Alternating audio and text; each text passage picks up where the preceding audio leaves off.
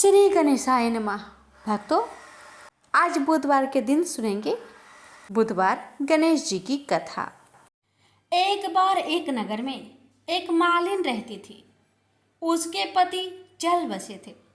उसका एक 4 साल का पुत्र था। उसकी सास कठोर हृदय की स्त्री थी। वह बहू को बहुत तकलीफ देती थी। एक दिन सास ने बहू और पोते को घर से निकाल दिया। वे दोनों रोते हुए चलते चलते एक जंगल में जा पहुंचे। वहां एक बड़े पेड़ के नीचे बैठ गए। वहां से थोड़ी दूर पर एक गणेश जी का मंदिर था। वहां बहुत लोग गणेश जी के दर्शन करने आते थे। दर्शन करके गणेश जी को प्रसाद चढ़ाते, फिर वह प्रसाद सबको बांट देते थे। इस प्रसाद से माँ बेटे का गुजारा होने लगा। दोनों गणेश जी की पूजा पाठ में लग गए।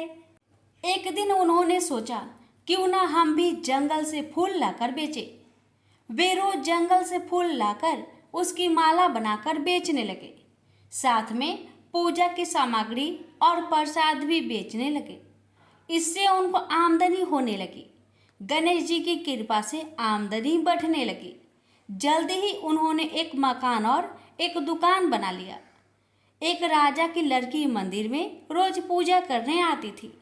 मालिन के बेटे को देखकर राजकुमारी उस पर मोहित हो गई और उससे विवाह करने की सोचने लगी। उसने अपनी भाभी से अपने मन की बात कही। भाभी अनुभवी थी। उसने कहा, ये तो मालिन का बेटा है और तुम एक राजा की बेटी हो। यदि तुमने उससे विवाह किया तो तुम्हारी बहुत बेइज्जती होगी। पर राजकुमारी अपनी बात पर अड़ी रही। उसने कहा, मैंने तो प्रतिज्ञा कर ली है कि उसी से विवाह करूंगी। भाभी ने घर जाकर सारी बात राजा को बता दी। राजा ने मना नहीं किया और विवाह के लिए तैयार हो गए। उन्होंने बड़े धूमधाम से बेटी का विवाह मालिन के बेटे के साथ कर दिया। मालिन ने सबसे पहले बेटे बहू को गणेश जी के मंदिर में ले जाकर पूजा पाठ करवाया और गणेश जी का आशीर्वाद दिलवाया। इसके बाद पूरे नगर में यह बात फैल गई कि गणेश जी की पूजा करने से सब दुख कष्ट दूर हो जाते हैं। यह बात सुनते ही नगर के सभी लोग मंदिर आने लगे। मालिन और उसके बेटे की बिक्री और बढ़ गई। उधर उसकी सास के बुरे दिन आ गए। अन्नदाता उससे रूठ गई और वह भूखे मरने लगी। एक दिन वह रोती धोती उसी गणेश जी के मंदिर में आ पहुंची। वह मालिन के बेटे से बोली, मैं भूखी हूँ, मुझे रोटी कपड़ा दे देना, इसके बदले मैं तुम्हारे सारे काम कर दूंगी। लड़के को दया आ गई और उसे काम पर रख लिया। उसने अपनी दादी को नहीं पहचाना। जब मालिन घर आई तो उसने सास को पहचान लिया। वह सास से बोली, सासू जी आप यहाँ कैसे? सास ने पोते की तरफ इशारा करके कहा, मेरी इस सेठ के यहाँ नौकरी लग गई है। बहू बोली, यह आपका पोता है और यह घर भी आपका ही है, यह दुकान भी आपका ही है। जब आपने हमें घर से निकाला तब गणेश जी ने हमारी रक्षा की। बहू की बात सुनकर सास बोली, मेरी करनी मैंने भोग ली। बहू बोली, सासू जी अब आप हमारे यहाँ रहो और पोते का सुख देखो। हे गणेश जी महाराज, जैसा सुख आपने मालिन को दिया वैसा ही सुख सबको देना। प्रेम से बोलिए गणेश भगवान की जय। समतापुर नगर में मधुसूदन नाम का एक धनी व्यक्ति रहता था। मधुसूदन का विवाह 1 मास पहले ही बलरामपुर नगर की सुंदर लड़की जिसका नाम था संगीता, उसी से हुआ था। शादी के कुछ दिन बाद ही संगीता की माता की तबीयत खराब हो जाती है। इसलिए संगीता अपने माता के घर चली जाती है और वहीं पर कुछ दिन रुक जाती है और इधर मधुसूदन अकेला ही रहता है। जब संगीता की माता का तबीयत ठीक हो जाता है तो मधुसूदन बुधवार के दिन ही अपने पत्नी को लेने के लिए बलरामपुर के लिए रवाना हो जाता है। बलरामपुर पहुंचकर अपने ससुरारी में जाता है और अपने सास ससुर से संगीता को विदा करने के लिए आज्ञा मांगता है। लेकिन संगीता के माता पिता बोले, दामाद जी, आज तो बुधवार का दिन है। बुधवार के दिन बेटी की विदाई और कोई भी शुभ कार्य के लिए यात्रा नहीं करना चाहिए। लेकिन मधुसूदन अपने सास ससुर की एक भी बात नहीं माना और जीत पर अड़ गया कि मैं आज ही संगीता को लेकर जाऊंगा और कुछ भी नहीं होगा, आप खुशी खुशी विदा कर दीजिए। अब अपने दामाद के जीत के आगे संगीता के माता पिता हार मान लेते हैं और अपनी बेटिया को विदा कर देते हैं। अब मधुसूदन और संगीता दोनों जन बैलगाड़ी से यात्रा प्रारंभ करते हैं। 2 कोस की यात्रा के बाद ही उसकी गाड़ी का एक पहिया टूट गया। वहां से दोनों पैदल ही यात्रा करना शुरू कर देते हैं और पैदल चलते चलते बेचारी संगीता तो थक जाती है और उसे जोर से प्यास लग जाती है। तो वह अपने पति से कहती है, सुनिए जी, मुझे बहुत जोर से प्यास लगी है। तो मधुसूदन कहता है, ठीक है, तुम इस पेड़ की छांव में बैठो, मैं देखता हूँ आसपास में कहीं अगर पानी मिल जाए तो मैं लेकर आता हूँ, तुम यहाँ से कहीं जाना मत। इतना कहकर मधुसूदन पानी ढूंढने के लिए चल दिया। थोड़ी देर इधर उधर ढूंढने के बाद मधुसूदन को कहीं से जल मिल जाता है और वह जल लेकर वापस उसी जगह में आता है जहाँ उसकी पत्नी पेड़ के नीचे छांव में बैठी हुई थी। मगर ये क्या, वह बहुत हैरान हो जाता है क्योंकि उसकी पत्नी के पास उसी की शक्ल का एक आदमी बैठा हुआ था और संगीता उस आदमी की दी हुई पानी को पी रही थी। ये देखकर मधुसूदन चौंक गया। जब संगीता का नजर दूसरे मधुसूदन पर पड़ा तो बेचारी वो भी हैरान रह गई और दोनों में से असली मधुसूदन कौन है बेचारी अंतर न कर पाई। अब मधुसूदन को बहुत क्रोध आया और क्रोध में उसने उस व्यक्ति से पूछा, तुम कौन हो और मेरी पत्नी के पास क्यों बैठे हो? मधुसूदन की बात सुनकर उस व्यक्ति ने कहा, अरे भाई, यह मेरी पत्नी संगीता है। मैं अपनी पत्नी को ससुराल से विदा कराकर लाया हूँ, लेकिन तुम कौन हो जो मुझसे ऐसे प्रश्न कर रहे हो? उस व्यक्ति की बातें सुनकर मधुसूदन भड़क उठा और कहने लगा कि तुम जरूर कोई चोर या ठग हो। यह मेरी पत्नी संगीता है। मैं इसे पेड़ के नीचे बैठाकर जल की खोज में गया था। इस पर उस व्यक्ति ने कहा, अरे भाई, झूठ तो तुम बोल रहे हो। संगीता को प्यास लगने पर जल लेने मैं गया था। मैंने तो जल लाकर अपनी पत्नी को पिला भी दिया। अब तुम चुपचाप यहाँ से चलते बनो, नहीं तो किसी सिपाही को बुलाकर तुम्हें पकड़वा दूंगा। दोनों एक दूसरे से लड़ने लगे। उन्हें लड़ते देख बहुत से लोग वहां इकट्ठे हो गए। नगर के कुछ सिपाही भी वहां आ गए। सिपाही उन दोनों को पकड़कर राजा के पास ले गए और सारी कहानी राजा को सुना दी। राजा ने भी कोई निर्णय नहीं कर पाया। संगीता भी उन दोनों में से अपने वास्तविक पति को नहीं पहचान पा रही थी। राजा ने दोनों को ही कारागार में डाल देने के लिए कहा। राजा के इस फैसले पर असली मधुसूदन भयभीत हो गया। तभी आकाशवाणी हुई, मधुसूदन, तूने संगीता के माता पिता की बात नहीं मानी और बुधवार के दिन अपनी पत्नी को ससुराल से ले आया। यह सब भगवान बुद्ध देव के प्रकोप से हो रहा है। भविष्यवाणी सुनकर मधुसूदन बहुत डर गया और हाथ जोड़कर बुद्ध देव से क्षमा प्रार्थना करने लगा कि हे बुद्ध देव, हे भगवान, मुझसे बहुत बड़ी गलती हो गई कि मैंने अपने सास ससुर की बातें न मानी। उसका सजा मुझे मिल चुका है। हे भगवान, कृपा करके मुझे क्षमा कर दीजिए। मैं आगे से ऐसी गलती कभी नहीं करूँगा। मुझे माफ कर दीजिए। मैं भविष्य में आप कभी भी बुधवार के दिन यात्रा नहीं करूँगा और सदैव बुधवार को आपका व्रत किया करूँगा और कथा सुना करूँगा।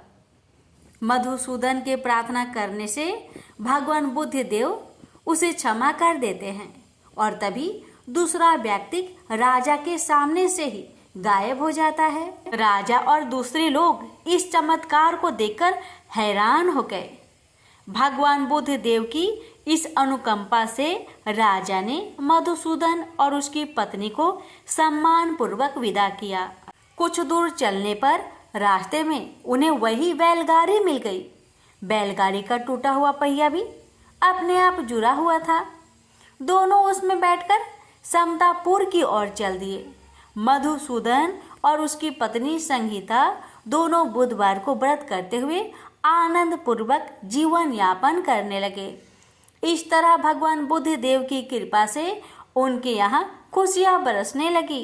इस तरह जो भी स्त्री या पुरुष विधिवत बुधवार का व्रत करके व्रत कथा को श्रद्धा पूर्वक सुनते हैं, भगवान बुद्ध देव उनके सभी कष्टों को दूर करते हैं।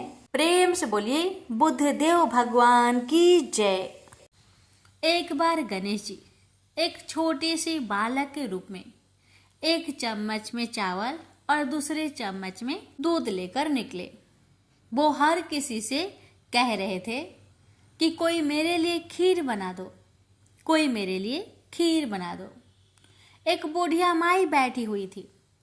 उसने कहा, ला बेटा, मैं तुम्हारे लिए खीर बना देती हूँ। इतना कहकर बुढ़िया माई अपने कमरे में जाकर छोटे छोटे 2 कटोरी लेकर आती है। तब भेष रूपी गणेश जी कहने लगे, दादी माँ, छोटी सी बर्तन से क्या होगा? आपके घर में जो सबसे बड़ा बर्तन हो उसी को लेकर आओ। बुढ़िया माई मुस्कुराकर बच्चे की मन रखने के लिए, उसके खुशी के लिए अपने घर की सबसे बड़ा बर्तन लेकर बाहर आई और बालक गणेश के सामने रख दिया। अब तो बुढ़िया माई की आंखें फटी की फटी रह गई। वह जो थोड़े से चावल थे, 1 चम्मच चावल उस बर्तन में डालते ही बर्तन चावल से भर गया और दूसरे बर्तन में 1 चम्मच का दूध डालने से ही बर्तन दूध से भर गया। ये सब देख बुढ़िया आश्चर्य में पड़ गई। अब इतना होने के बाद भेष रूपी गणेश जी कहते हैं, दादी माँ, मैं नहाकर आता हूँ, आप खीर को बनाकर तैयार कर लो। जब बुढ़िया माई बड़े ही प्यार से खीर को बनाया, बूढ़ी माई के पोते पोती खीर खाने के लिए रोने लगे। बुढ़िया ने कहा, गणेश जी, आपके भोग लगे। इतना कहकर चूल्हे में थोड़ी सी खीर डाली और अपने दोनों बच्चों को कटोरी भर भर कर खीर दे दिया। बूढ़ी माई की पड़ोसन ऊपर से देख रही थी, तो बुढ़िया माई ने सोचा ये पड़ोसन जरूर चुगली कर देगी। तो बुढ़िया माई ने उसे भी 1 कटोरा खीर भरकर उसे भी पकड़ा दिया। अब होता है ये कि बेटे की बहू चुपके से आई और 1 कटोरा खीर लेकर बड़े प्रेम से खाई और कटोरा को चक्की के नीचे छुपा दिया। अभी भी गणेश जी नहीं आए थे। बुढ़िया माई को भी भूख लग रही थी। बेचारे वो भी 1 कटोरा खीर भरकर किवाड़ के पीछे बैठकर एक बार फिर कहा, हे गणेश जी, आपको भोग लगे, ऐसा कहकर खाना शुरू कर दिया। तभी गणेश जी आ गए। तो बुढ़िया माई कहने लगी, आजा रे गणेशिया, खीर खा लो, मैं आपके ही राह देख रही थी। गणेश जी ने कहा, दादी माँ, मैंने खीर पहले ही खा ली है। तो बुढ़िया माई ने कहा, कब खाई? गणेश जी कहने लगे, जब आपके पोते पोती ने खीर खाई तब मैंने खाई थी, जब आपकी पड़ोसन ने खाई थी तब भी मैंने खाई थी, और जब बूढ़ी माँ आपकी बहू ने खाई तब भी मैंने खाई थी, और अब जब आप खा रही हो तो मेरा पेट पूरी तरह से भर गया है। तो बुढ़िया माई कहने लगी, बेटा, तुम्हारी सब बात सच है, पर मैं कैसे मानूं कि मेरी बहू ने खीर खाई? बेचारी सुबह से काम में लगी रही है, तो फिर उसने कब खाई? गणेश जी ने कहा, चक्की के नीचे जाकर देख, जूठा कटोरा पड़ा है जो तेरी बहू ने खाकर छुपा के रखी है, और तूने तो मेरे लिए भोग भी लगाया था। और तुम्हारी बहू ने वैसे ही खा गई। बूढ़ी माई ने कहा, बेटा यह घर की बात है, घर में ही रहने दो। अब बताओ कि बची हुई खीर का मैं क्या करूं? भेषरूपी गणेश जी ने कहा, नगरी जिमा दो। बुढ़िया ने पूरी नगरी जिमा दी, लेकिन फिर भी गणेश जी की कृपा से खीर पूरा की पूरा भरा ही था। राजा को पता लगा कि बुढ़िया के पास जादुई बर्तन है, तो राजा ने बुढ़िया माई को महल में बुलवाया और कहा, क्यों रे बुढ़िया, यह खीर वाली बर्तन तुम्हारे घर में शोभा नहीं देता है, ये तो हमारे महल में शोभा देगा। तो बुढ़िया ने कहा, राजा जी अगर आपको खीर का बर्तन लेना है तो ले लो। अब तो राजा लालच में पड़कर बुढ़िया माई के खीर के बर्तन को मंगवा लिया। खीर के बर्तन महल में लाते ही कीड़े मकोड़े बिच्छू कचले हो गए और खीर से दुर्गंध आने लगी। यह देखकर राजा ने बुढ़िया से कहा कि हे बुढ़िया, क्या तुम जादू टोना जानती हो? ये खीर के बर्तन महल में आते ही कीड़े मकोड़े बिच्छू में बदल गए, ऐसा क्यों? मुझे बताओ। पहले तुम अपने खीर के बर्तन वापस ले लो, फिर मुझे सारी कहानी बताओ। राजा ने जैसे ही वह खीर वाली बर्तन बुढ़िया माई को दिया, वैसे ही बूढ़ी माई के हाथों से लगते ही वह खीर फिर से सुगंधित खीरों में बदल गया। ये देखकर राजा बड़े आश्चर्य में पड़ गया और बूढ़ी माई से कहने लगा, हे बुढ़िया माई, कृपा करके बताओ ऐसा चमत्कार कैसे? तो बुढ़िया माई ने कहा, हे महाराज, ये बर्तन मुझे गणेश जी ने दिया है और उन्हीं की कृपा से ये खीर के बर्तन खाली नहीं पड़ती। सारी कहानी बताकर बुढ़िया माई राजा से विदा लेकर अपने घर को चली आती है और गणेश जी से कहती है, हे गणेश जी, बची हुई खीर का मैं क्या करूं? गणेश जी ने कहा कि झोपड़ी की कोने कोने में खरा खोदकर गाड़ दो, उसी जगह सुबह उठकर वापस खोदेगी तो धन के 2 चाड़े मिलेंगे। ऐसा कहकर गणेश जी अंतर्ध्यान हो गए और जाते समय भगवान झोपड़ी को लात मारते हुए गए तो झोपड़ी के स्थान पर महल हो गया। सुबह बहू ने फावड़ा लेकर पूरे घर को खोद दिया, लेकिन कुछ भी नहीं मिला। तो बहू कहने लगी, सासू जी, आपकी गणेश जी झूठे हैं।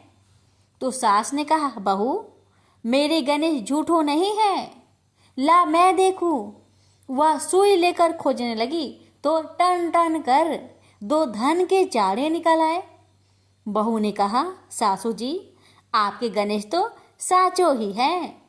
सास ने कहा, गणेश जी तो भावनाओं के भूखे हैं। यह गणेश जी जैसे आपने बुढ़िया माई को दिया, वैसे सबको देना। विनायक जी की कहानी कहने वाले, हुक्कार भरने वाले और आसपास के सुनने वाले सबको देना। प्रेम से बोलिए, जय श्री गणेश। पौराणिक कथा के अनुसार एक समय की बात है कि भगवान विष्णु का विवाह माता लक्ष्मी जी के साथ निश्चित हुआ। विवाह की सभी तैयारी होने लगी। सभी देवी देवताओं को निमंत्रण भेजे गए, लेकिन भूलवश गणेश जी को निमंत्रण देना रह गया था।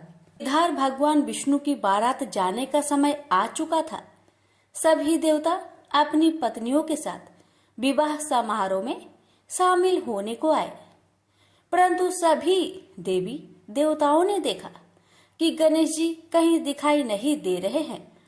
तब उन सभी ने आपस में चर्चा की, क्या गणेश जी को नहीं न्योता दिया गया या गणेश जी ही नहीं आए हैं। सभी को इस बात पर बहुत आश्चर्य हुआ। इस बात पर उन सभी ने विष्णु भगवान से ही इसका कारण पूछा। विष्णु भगवान से पूछने पर उन्होंने कहा कि हमने गणेश जी के पिता भोलेनाथ, महादेव और माता पार्वती को न्योता भेजा था। यदि गणेश जी अपने पिता के साथ आना चाहते तो आ जाते, अलग से उन्हें न्योता देने की कोई आवश्यकता भी नहीं थी। दूसरी बात यह है, उनको खाने में 1.25 मन मूंग, 1.25 मन चावल, 1.25 मन घी और 1.25 मन लड्डू का भोजन चाहिए।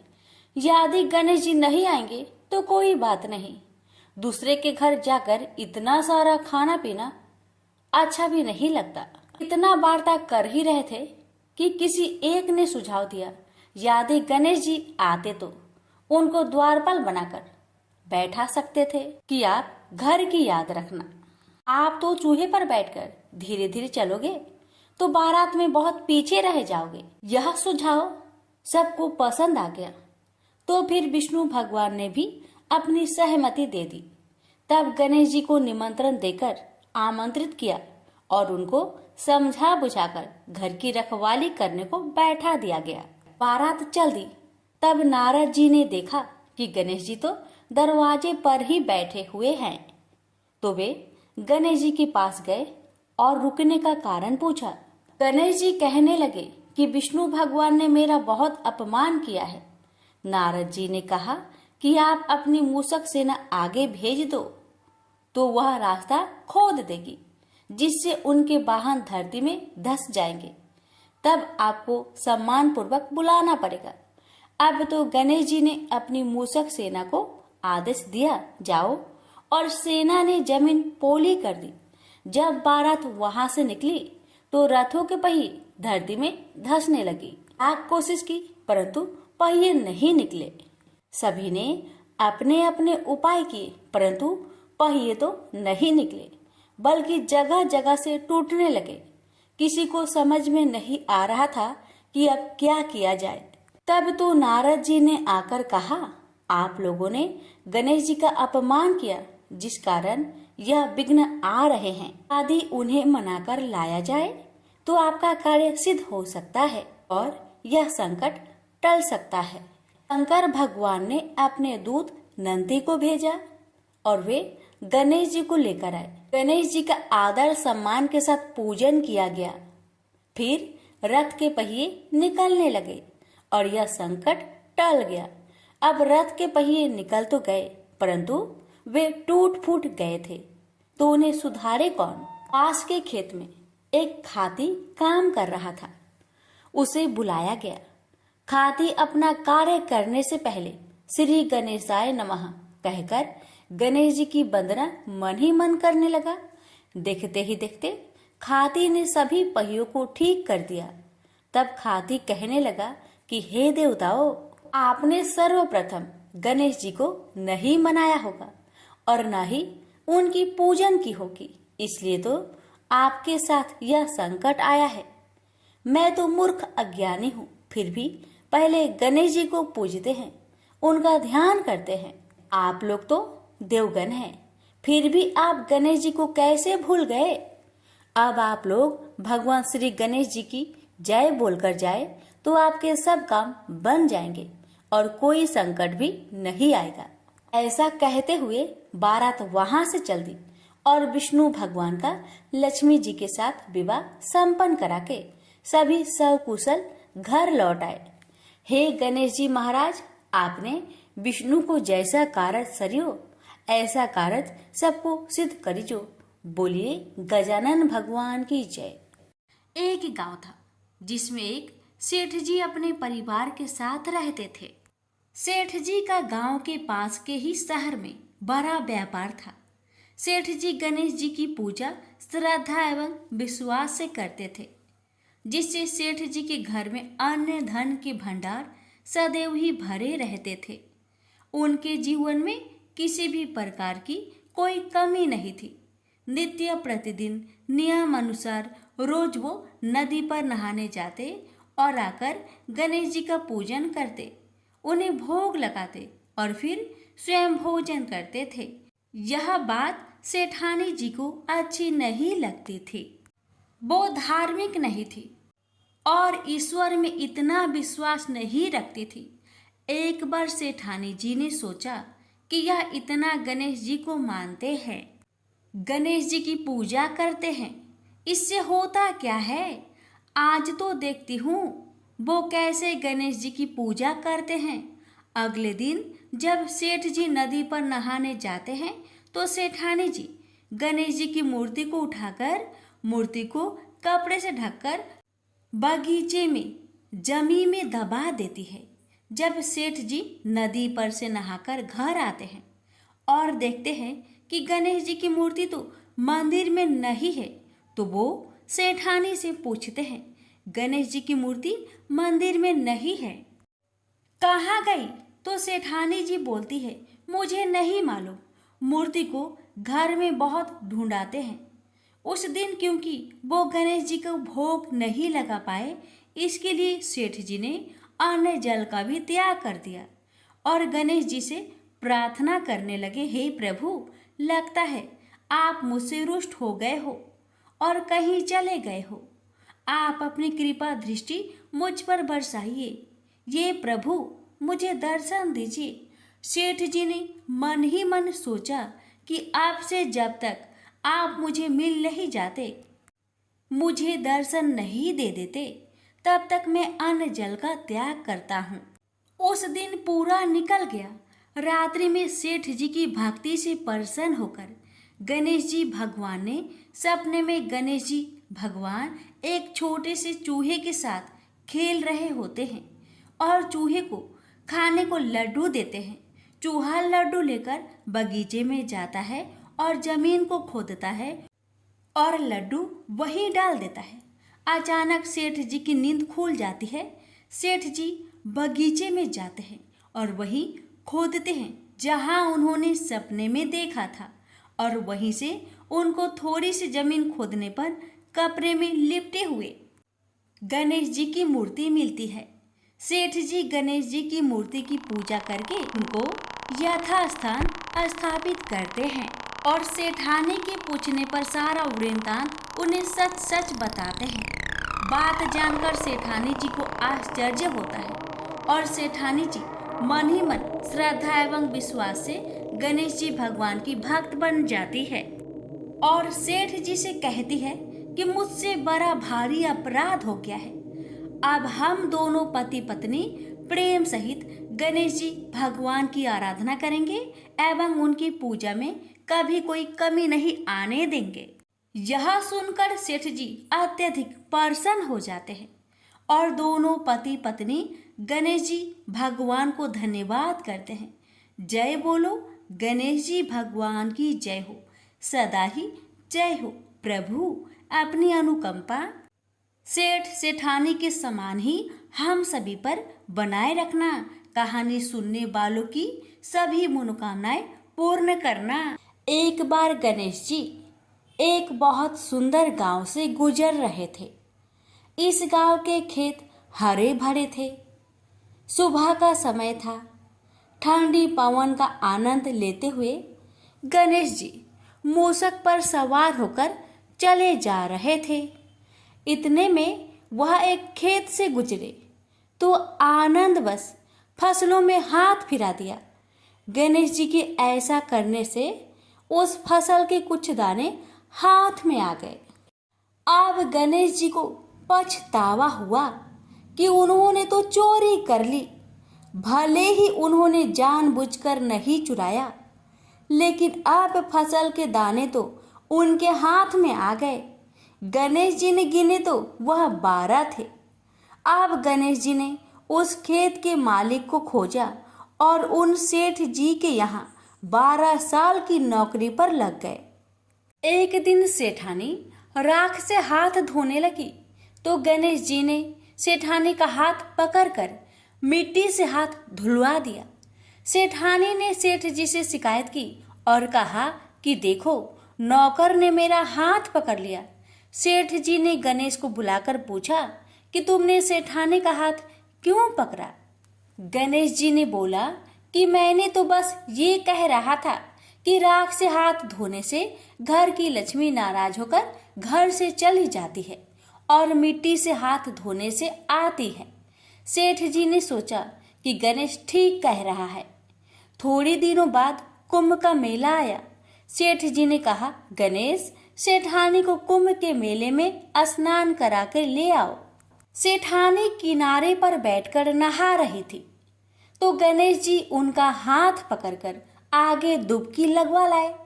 घर आकर सेठानी ने सेठ से कहा कि गणेश ने तो मेरी इज्जत ही नहीं रखी और इतने सारे आदमियों के बीच में मुझे घसीटकर आगे पानी में ले गए। तब सेठ जी ने गणेश जी से पूछा कि ऐसा क्यों किया? तो गणेश जी ने कहा कि सेठानी किनारे बैठकर गंदे पानी से नहा रही थी, तो मैं आगे अच्छे पानी में डुबकी लगवा कर ले आया। इससे अगले जन्म में बहुत बड़े राजा और राजपाट मिलेगा। सेठ जी ने सोचा कि गणेश ठीक कह रहा है।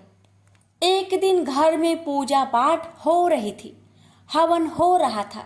सेठ जी ने गणेश को कहा कि जाओ सेठानी को बुलाकर ले आओ।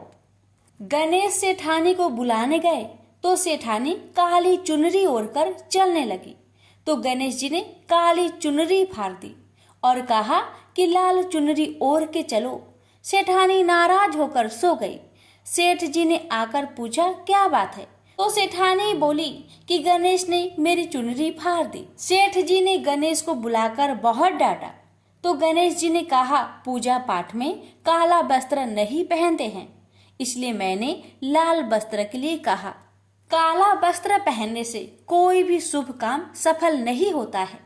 फिर सेठ जी ने सोचा कि गणेश है तो समझदार। एक दिन सेठ जी पूजा करने लगे तो पंडित जी ने बोला कि वो गणेश जी की मूर्ति लाना भूल गए, अब क्या करें?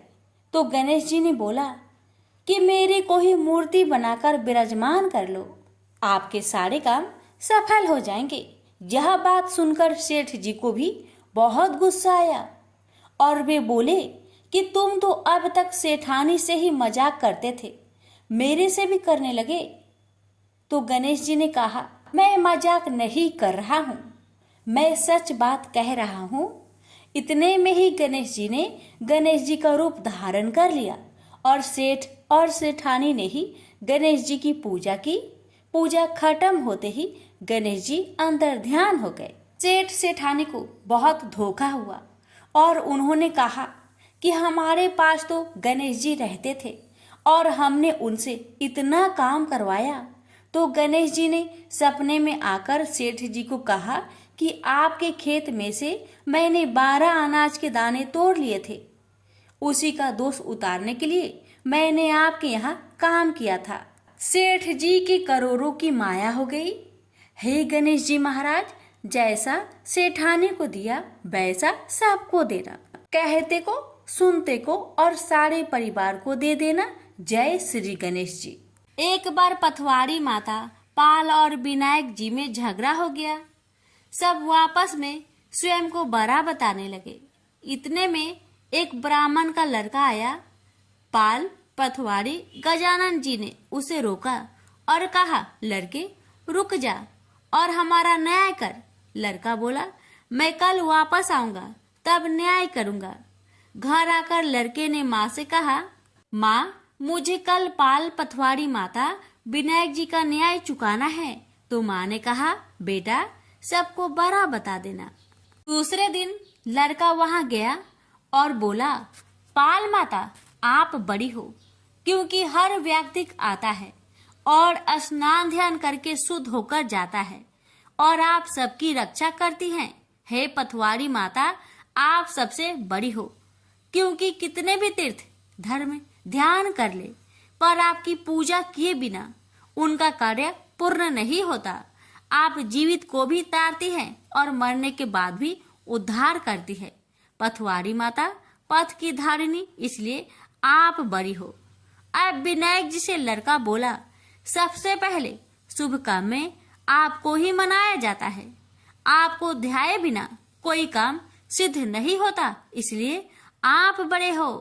पाल माता पथवारी माता विनायक जी भगवान लड़के की चतुराई से प्रसन्न हो गए और बोले लड़के तुमने तो हम सबको बड़ा कर दिया, उसको सुखी रहने का आशीर्वाद दिया और जौ के दाने उसके अंगोछे में डाल दिया। लड़का सोचने लगा ये तो घाटे का सौदा रहा, सारा दिन खराब कर न्याय किया और इतने से जौ मिले। उदास मन से घर आकर अंगोछा एक कोने में डाल दिया। माँ ने अंगोछा उठाया तो उसमें से हीरे मोती बिखर गए। तो माँ बोली बेटा न्याय करके क्या लाया है? लड़का बोला माँ कोने में जो पड़ा है देख लो। वहां गई, देखा हीरे मोती का ढेर लगा है, हीरे मोती जगमगा रहे हैं। माँ अत्यधिक प्रसन्न हो गई। माँ ने बेटे को बुलाया और कहा, बेटा आज तो पाल माता, पथवाड़ी माता, विनायक जी भगवान आज तो हम पर प्रसन्न हुए हैं। माँ बेटे बहुत प्रसन्न हुए। हे भगवान, जैसा पाल माता, पथवाड़ी माता, विनायक जी भगवान ने लड़के को दिया, वैसे सबको देना। कहानी कहने, सुनने, हुक्कर भरने वालों को सुख समृद्धि धन्य धान्य देना।